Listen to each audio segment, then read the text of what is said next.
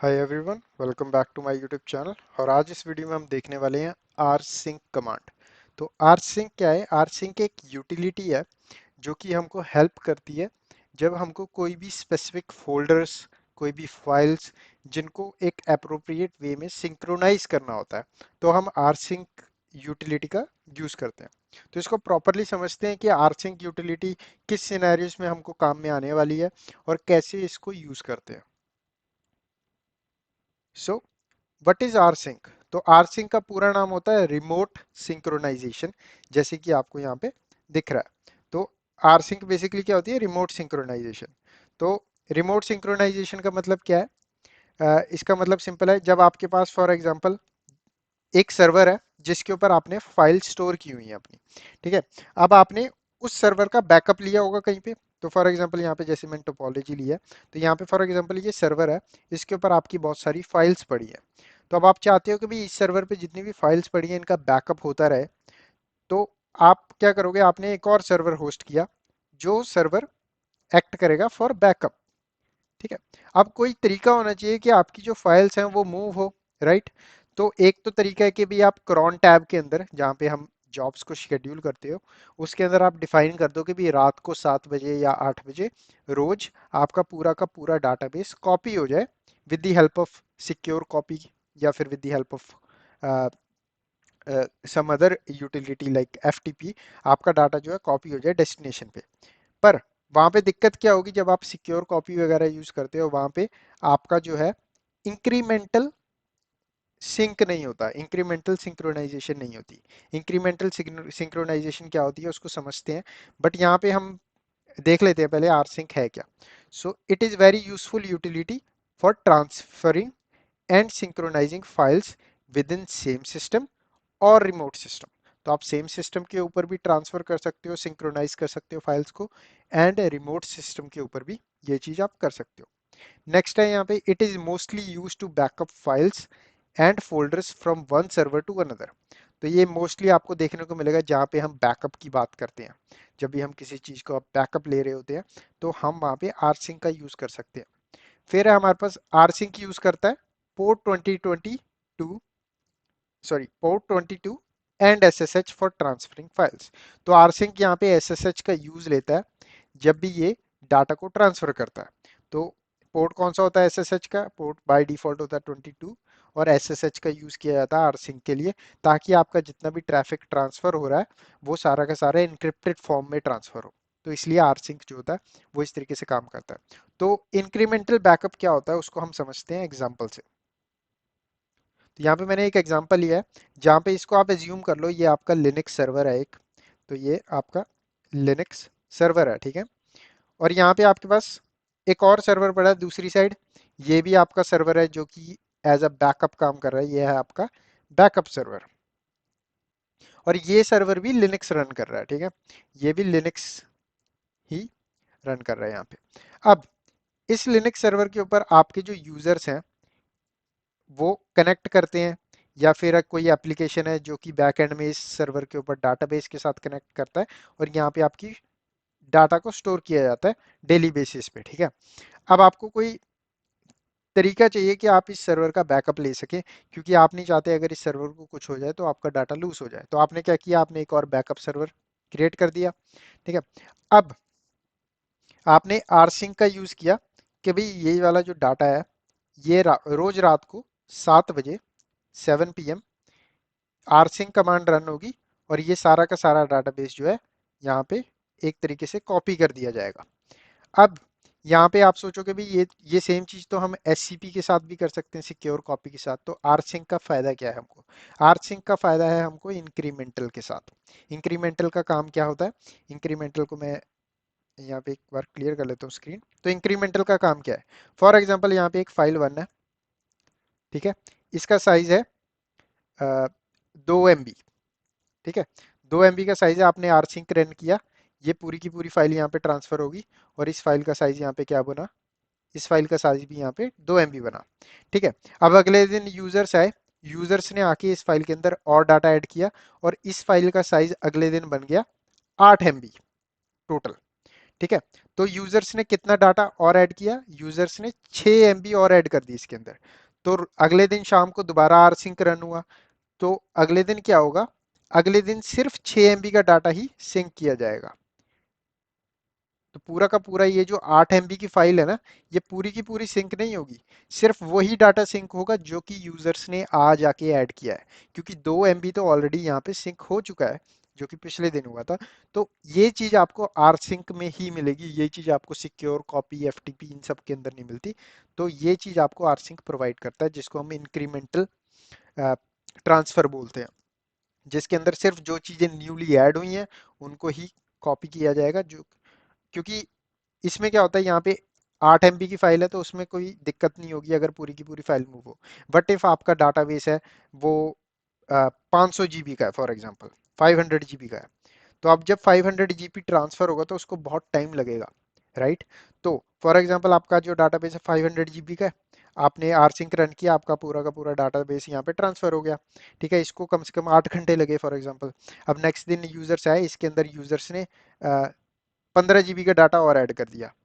अब अगले दिन अगर आर सिंक रन हुआ तो अगले दिन टोटल 515 GB थोड़ी ट्रांसफर किया जाएगा, वो और ज़्यादा टाइम लेगा, उसके अंदर आपकी बैंडविड्थ भी यूज़ होगी अगर वो वाला सर्वर किसी और लोकेशन पे है। उस सिनेरियो में आपका नेटवर्क जो है स्लो भी होगा। तो हम नहीं चाहते कि भाई पूरा का पूरा 515 GB ही दोबारा बैकअप हो, क्योंकि 500 GB तो ऑलरेडी वहाँ पे एग्जिस्ट करता है जो कि पिछली रात को बैकअप किया गया। तो उस सिनेरियो में मेरे को सिर्फ 15 GB एक्स्ट्रा है जो कि मैं मूव करने वाला हूँ। तो उस सिनेरियो में आर सिंक आपको हेल्प करेगा सिर्फ इंक्रीमेंटल चीज को ही बैकअप करने में, क्योंकि अदर चीजें ऑलरेडी प्रेजेंट है वहां पे। तो इस सिनेरियो में आपका जो है आर सिंक काम में आता है। तो नेक्स्ट स्लाइड पे चलते हैं और यहाँ पे कमांड का सिंटेक्स देख लेते हैं आर सिंक का। तो सबसे पहला हमको चेक करना होगा कि आर सिंक नाम का जो पैकेज है वो हमारे सिस्टम पे इंस्टॉल्ड है कि नहीं। तो पैकेज का नाम सिंपल आर सिंक होता है। तो आप इसको चेक कर सकते हो। चेक कैसे करते हैं, RPM-QA कमांड होती है, इसको हम देखेंगे, और ग्रेप के साथ हम सिंपल आर सिंक टाइप करेंगे तो हमको पता लग जाएगा ये पैकेज इंस्टॉल है कि नहीं। अगर नहीं इंस्टॉल तो इसको इंस्टॉल कैसे करना है ये भी हम देखेंगे, ठीक है। अब इसका सिंटेक्स कैसे होता है, सिंटेक्स होता है आपका ऑप्शन, आपका होती है कमांड आर सिंक, उसके बाद आप ऑप्शन यूज करते हो, -ZVH हो सकता है ऑप्शन या कुछ भी।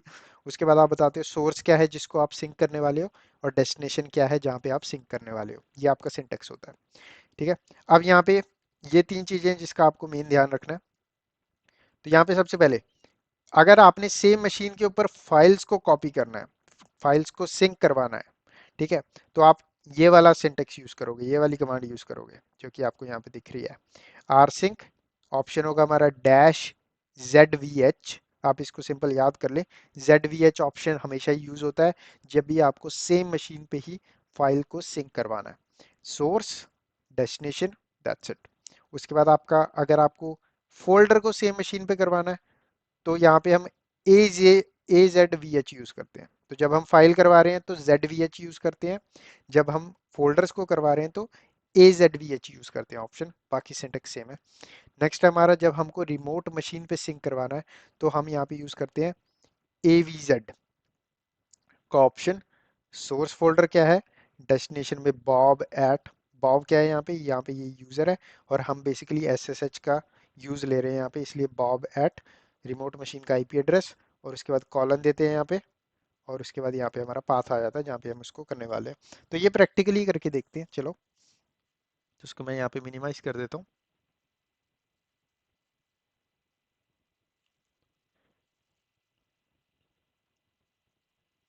तो यहाँ पे मेरे पास दो मशीन्स हैं, ये है मेरी लिनक्स का सर्वर और ये भी मेरा लिनक्स का ही सर्वर है। हम इन दोनों के बीच में आर सिंक का यूज करके देखेंगे। तो लेफ्ट साइड में जो मशीन है इस पे मैं एस शर्मा नाम की यूजर के साथ लॉगिन कर लेता हूँ, और राइट साइड पे जो मशीन है इसके अंदर मैं बॉब नाम की यूजर के साथ लॉगिन कर लेता हूँ।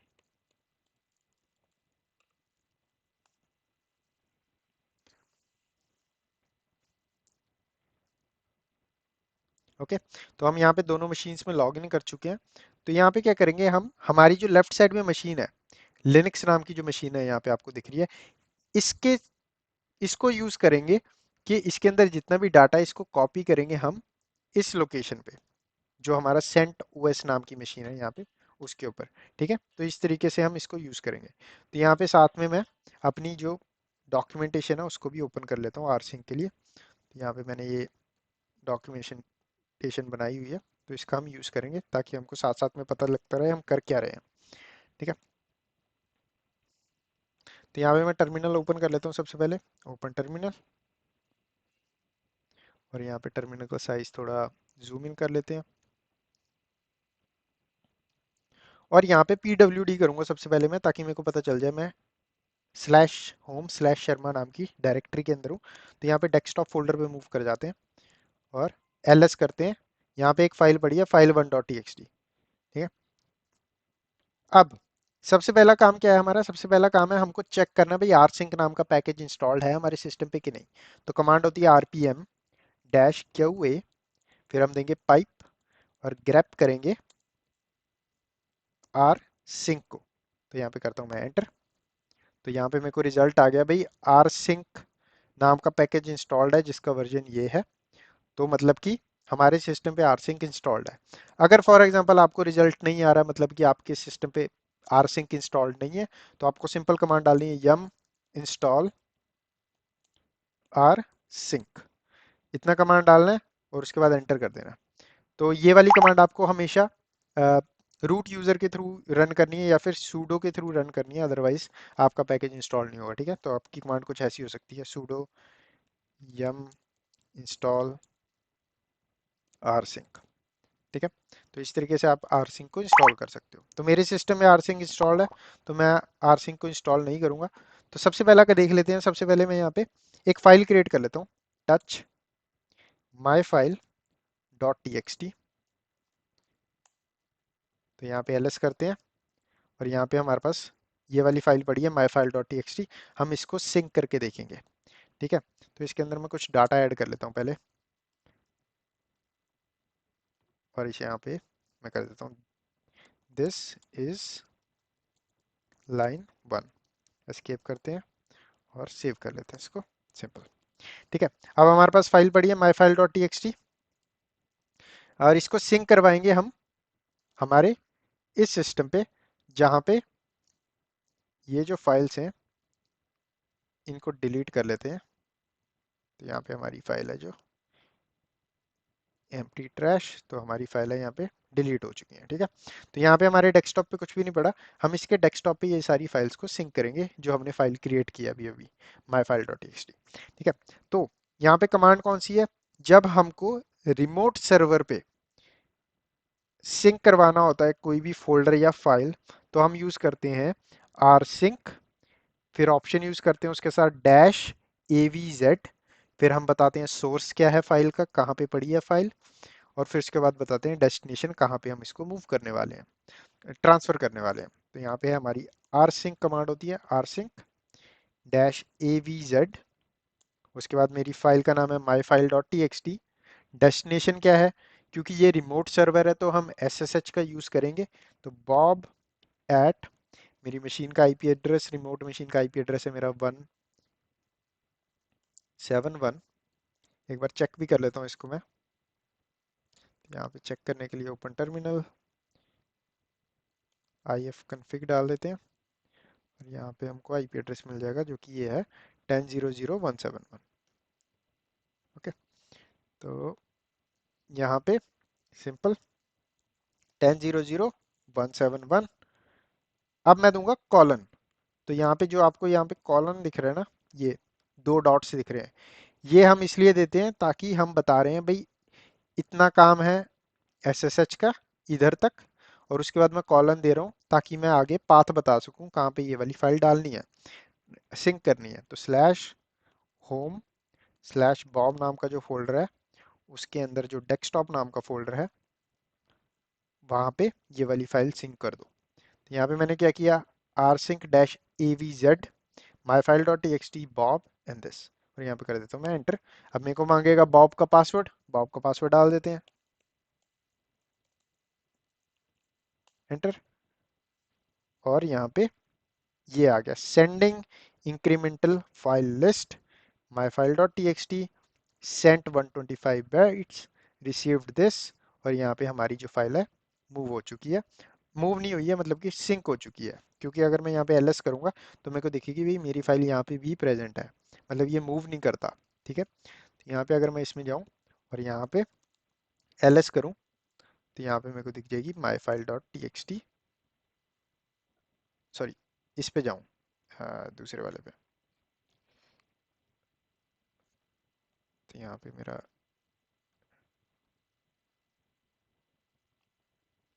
ये रहा, तो सी डी डेस्कटॉप एलएस, तो यहाँ पे मेरी माई फाइल आ गई, my file dot T x T.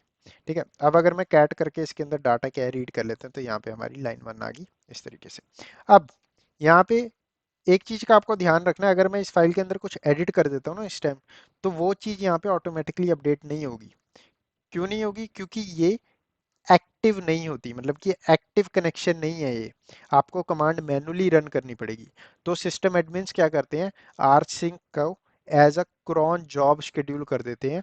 Crohn tab जैसे कि मैंने बताए हुए हैं अपनी इस प्लेलिस्ट के अंदर, तो आप क्रॉन टैब्स देख सकते हो। तो क्रॉन टैब्स का बेसिकली काम होता है जहाँ पे आप जॉब शेड्यूल करते हो और बताते हो सिस्टम को कि ये वाली कमांड इस तरीके से इतने बजे चलानी है आपको रोज, या फिर वीक में एक बार, जैसे भी आप चाहते हो।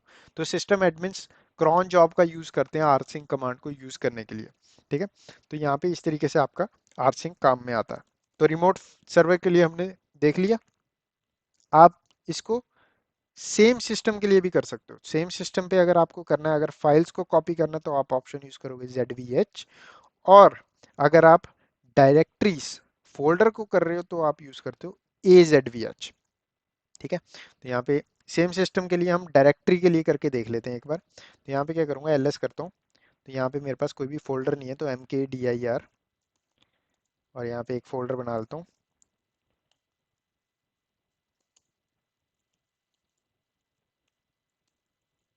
तो यहाँ पे मैं क्या कर रहा हूँ, MKDIR की हेल्प से डैश पी का ऑप्शन मैंने यूज़ किया, और यहाँ पे भी डैश पी की हेल्प से मैं बता रहा हूँ भाई 3 फोल्डर बनाने हैं इस सिनेरियो में। तो F1 नाम का फोल्डर बनेगा, उसके अंदर F2 बनेगा, और उसके अंदर F3 बनेगा। ठीक है, तो यहाँ पे एलएस कर लेते हैं, तो यहाँ पे हमारा F1 नाम का फोल्डर बन गया। अब मैं क्या करूँगा, यहाँ पे सिंक करूँगा।